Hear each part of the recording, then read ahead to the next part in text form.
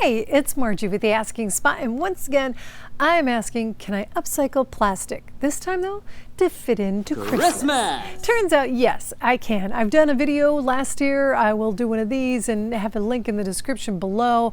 But basically, you can see I made Christmas packaging with it, and I'm still using those, which is great because they collapse into each other, kind of. They fit in each other, so I can store them very easily and bring them out the next year and put new gifts in them and hand them out to whomever. Your family, you so, mean. yes, it's very handy. But the one thing I learned from doing that video is if you want to upcycle plastic in more of a festive way, the faster way to do it is to spray paint it.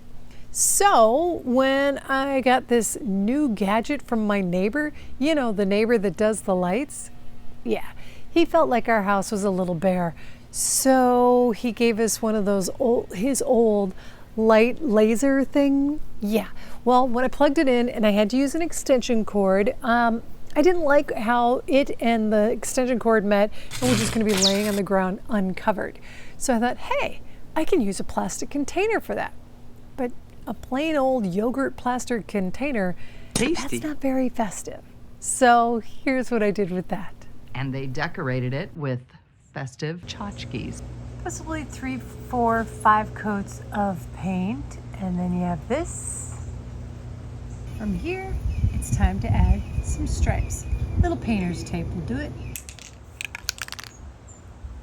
Because I'm the worst at taping, I always do put the base coat over the tape, and then you won't have as much bleed through before adding your metallic paint. Then move inside while we have a quick summer storm. It's winter. One thing I learned when I was spray painting it was that if you're just using a colorful spray, you definitely want to use a primer. If you're using a metallic spray, like I did with the stripes, those took one coat. Now granted, I did have the other colorful spray down first as a primer, but just a heads up there, the metallics cover much, much better, so you won't use as much if you want to just go straight for that. Then all I did was just cut up through the sides so I could have a place where the cord of the extension cord and the cord of the light itself could come out and still elevate and hold it up. So that way where they met isn't on the ground, but yet it's still covered from the elements, which granted I'm in Florida, elements just mean rain, but you get the idea. I kind of liked it.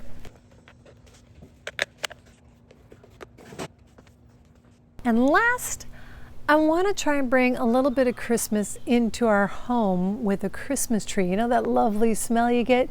But I don't want to actually bring a whole tree in. So how about some branches? Well, I need a container. Just so happens I have a big plastic laundry detergent container. Let's give it a shot.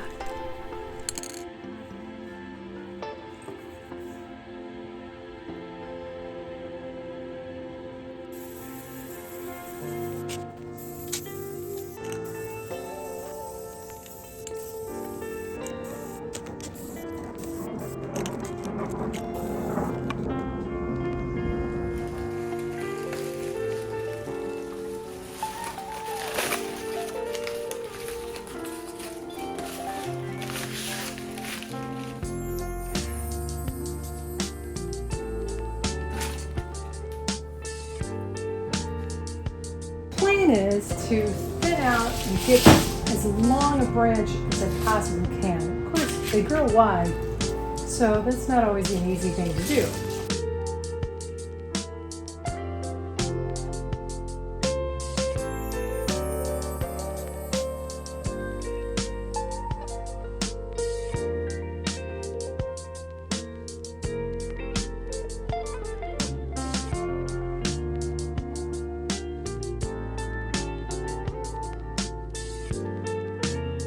If you could please click that subscribe button if you haven't already, and give a thumbs up if you have, because it really helps out the channel, and I thank you so much. Here's what it looks like just in the vase, and I put down plastic on top of the table below, and then I used an old Christmas tree skirt that we had to cover up the rest of the table. You know, kind of sticks with the theme. This is a great way to bring in that lovely pine smell you get from a real Christmas tree, and then if you're like I am and you have some sort of, well, let's just say puppy young dogs, I needed something that I could elevate and keep out of their reach, and this worked perfectly for that.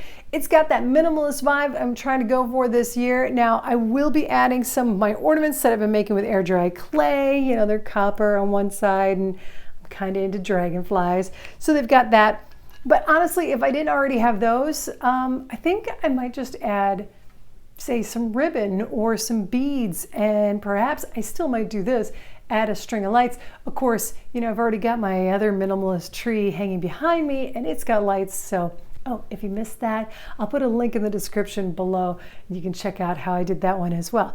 But otherwise, I hope this inspires you to pop over to wherever they have tree cutting service in your area and see if they won't give you some of the branches. Generally speaking, I have gone to different places and they've all been like, yeah, we were just gonna toss them out anyway.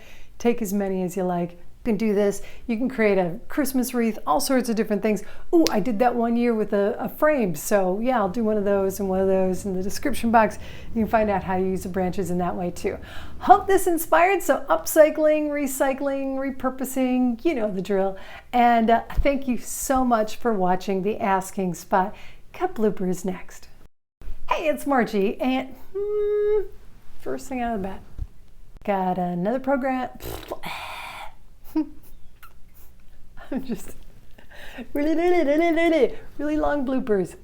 Hey, it's Margie Maybe, and with some Christmas. One of the things that came across, I swear that bird knows when the tripod's out. Come on out and make some noise. Well, Christmas in a lot of ways. Hold on.